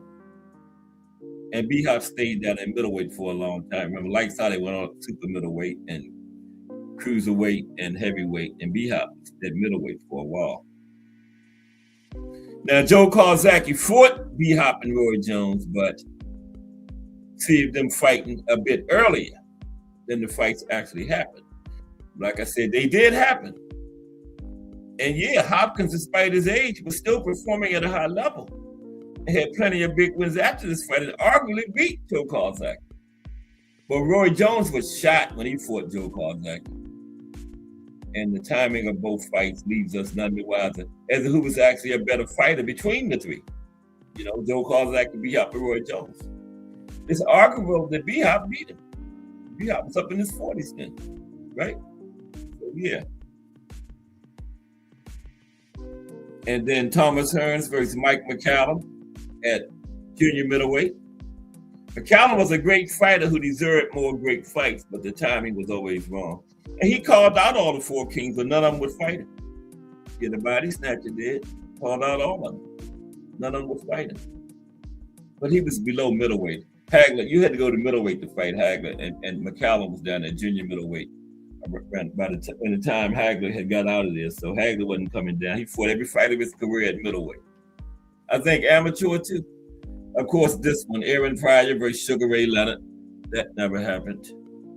A few people had mentioned, a lot of people mentioned Pryor and Leonard, but it would have been great if the Hawk had got some bigger fights before succumbing to addiction. Yeah, he wanted Hagler, Hearns, or Duran. He beat Hearns in the amateurs. Okay. Pryor versus Duran. Okay. A potentially great fight, but the timing was ever so slightly off again. Duran was moving up by the time Pryor was champion, and although they were a similar size at some points of their careers, it just wasn't to be. That would have been a barn burner there, man. They were friends too. Now, the ideal time for Hagler and Leonard was 84, 85, when Leonard had that press conference. Remember, he had the press conference in Baltimore at the Convention Center and invited Hagler to it. And everybody thought he was going to announce the fight, but he announced his retirement. That's when Hagler really stopped liking Sugar Ray. Like, why did you invite me all the way from Massachusetts to Baltimore to this press conference to tell me you're going to retire? Hagler said he thought they was going to announce the fight, have a face-off and all that stuff that day. Hagler, like, I could have watched this on TV and heard you say you're retiring. You know, Hagler looking for the announcement, interviews, pictures together with Leonard, you know, facing off and all that stuff. Leonard got out there and said he retiring. That's what Hagler really started calling Leonard a diva, attention seeker, right?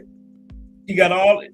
That's why so many people went to the conference, because Hagler was there and they thought Leonard was going to announce the fight, but Leonard announced his retirement. But that was around the time when he should have had the fight. Neither man was at his peak when they finally did fight in 1987, right? And the result was inconclusive and hotly disputed. Now, if they'd fought earlier, like 83, 84, 85, it might have been a classic and set up a rematch, maybe a trilogy. Instead, we got a fight between a faded champion and a part-time fighter. That's what ended up happening, yep. And Marciano and Nino Valdez, going back now, Rocky Marciano and Nino Valdez. Now, this nearly happened, but Valdez blew it by losing to Archie Moore. And Marciano would be a big favorite against Valdez, but Valdez was bigger than anyone Marciano ever fought at championship level. Now, if Rocky had beat Valdez, it'd answer a lot of the criticism he gets for never beating any big heavyweights, because Valdez was bigger than anybody he actually fought at championship level, you know, because Rocky was like 185, 190, and most of the people he fought was around that range. But Valdez was big, one of them big over 200 heavyweights. So yeah, that would have gave Rocky more credit when people say, well, he didn't beat any big heavyweights. But that era was an era of small heavyweights. Valdez was an anomaly then, being as big as he was. But that would have, you know, probably gave Rocky a little bit more credibility. But it didn't, it almost happened. But then Valdez lost to Archie Moore. That derailed the Rocky fight, because he was in line for a title shot with Rocky. But again, he lost to Archie Moore. So, hey, the title shot was gone. Charlie Burley against anyone with a world title. between welterweight and light heavyweight. He's one of the murderers where everybody ducked. Burley against anyone back around that time between welterweight and light heavyweight with a title. If you think Mike McCallum was unlucky in not getting big fights, wait till you hear the story about Charles Burley. Now, Archie Moore thought Burley was the best fighter he ever faced. Sugar Ray Robinson reportedly joked, "I'm too pretty to fight Charlie Burley." He should have substituted pretty for scared. I'm too scared to fight Charlie Burley. There are endless debates about the best fighter never to win a world title, but Burley never even got a chance to fight for a title. And guess what? He's in the Hall of Fame, though. That's how good he was. Never fought for a world title, but still in the Hall of Fame. And Sam Langford. Those are the top two as far as the best fighters to never fight for. Well, Sam fought for one at welterweight and he got robbed, but for the most part, the best two fighters to never win a title, put it that way. Sam fought one for one, Burley never fought for one. But the best fighters to never fight for a title, I got it a tie between Charlie Burley and Sam Langford. Okay. Harry Greb versus Jack Dempsey, I think Kong called that one out. But yeah. Greb versus Dempsey, last one. Harry Greb allegedly roughed Dempsey up in a sparring session and chased the fight for a while. Some think Dempsey wasn't confident of beating Greb. Others suggest it was a promotional issue. Dempsey was often the smaller man in his fights, earning him the nickname Jack the Giant Killer. And fighting a smaller man might not have been such a big seller or fit with his image. There are many more, right? But we put enough of them in today. We could do a whole show, Kong, on the UK domestic fights that never happened, right? But yeah, appreciate everybody for coming through today. I'm going to try to get tomorrow together for the history of boxing on TV and radio, okay? For tomorrow. Kong, Thomas Hill, Al Booger, Technique, Mike Mazik, Mike Grimm, and this cast. Appreciate everybody. 1,000,000% for stopping through today. Still early in this big week of boxing history. For the Hump Day editions, I'm going to try to get history of boxing on TV and radio together for tomorrow. Just Do Boxing is up next. It's Monday through Friday, 2 p.m. It's the Box Story bringing you all that boxing history. Everybody have a great afternoon.